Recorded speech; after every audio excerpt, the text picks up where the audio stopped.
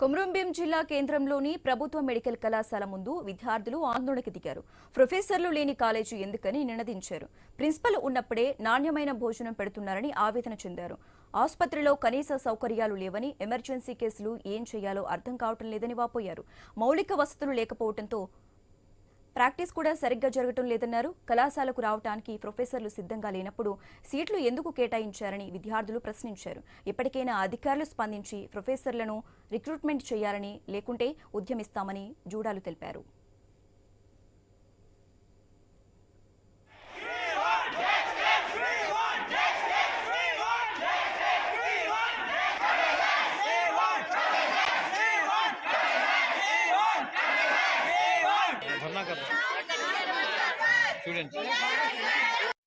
నేను ఇక్కడ ప్రొటెస్ట్ చేస్తున్నాను. ఎందుకంటే మేము సెకండ్ ఇయర్ స్టూడెంట్స్ కానీ పేరుకే సెకండ్ ఇయర్స్. ఇక్కడ మాకు ఏం క్లాసెస్ నడవట్లేదు.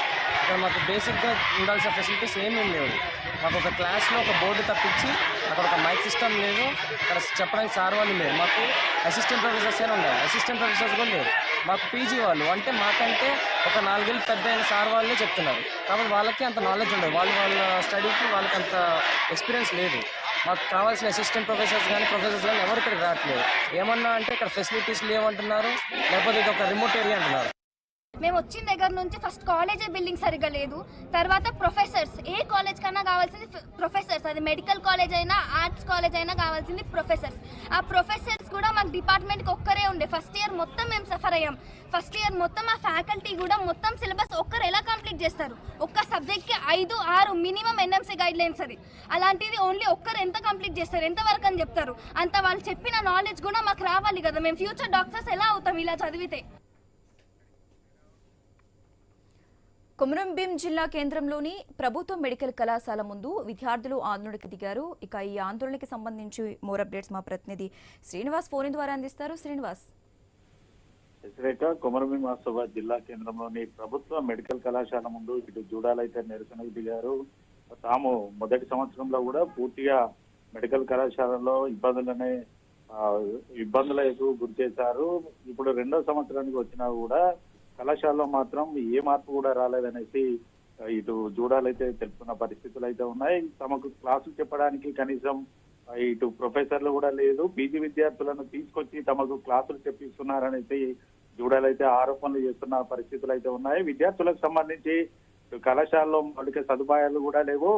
తాము ప్రాక్టీస్ చేయడానికి వెళ్తే జిల్లా కేంద్రంలో ఉన్నటువంటి ప్రభుత్వ ఆసుపత్రిలో అసలు సదుపాయాలు కూడా లేవు. అక్కడ ఎటువంటి చికిత్స చేయడానికి కూడా పరికరాలు లేవు. ఆసుపత్రిలో వైద్యులు కూడా లేరు అనేసి ఇటు జూడాలైతే చెప్తున్న పరిస్థితులు అయితే ఉన్నాయి. కనీసం ఇటు కొమరంభీం ఆసిఫాబాద్ జిల్లా పూర్తిగా ఇంటీరియర్ ప్లేస్ కావడంతో కూడా ప్రొఫెసర్లు కూడా అక్కడికి రావడానికి అయితే సుముఖతనైతే వ్యక్తం చేయని పరిస్థితుల్లో గత 2 ఏళ్లుగా కూడా పూర్తిగా తాము వైద్య విద్యను ఇక్కడ అభ్యసించడానికి వచ్చినప్పుడు కూడా ప్రొఫెసర్లు లేక ఇబ్బంది పడతా ఉంటే, మరోవైపు తమకు మౌలిక సదుపాయాలు కూడా లేవు.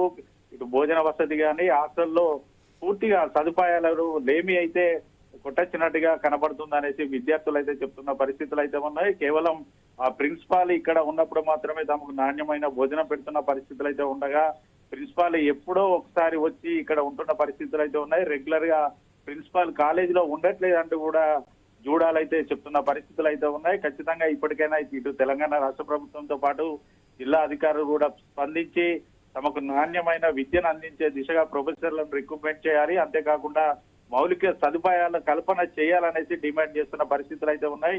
ఇక్కడ పూర్తిగా ప్రొఫెసర్లు లేని క్రమంలో తమని ఇక్కడ సీట్లు ఎందుకు కేటాయించారనేసి కూడా ఇటు జూనియర్ డాక్టర్లు అయితే ఆగ్రహం అయితే వ్యక్తం చేస్తున్న పరిస్థితులు అయితే ఉన్నాయి. ప్రొఫెసర్లు రాని పక్షంలో ఇతర మెడికల్ కళాశాలకు తమను పంపించాలనేసి కూడా డిమాండ్ చేస్తున్నారు.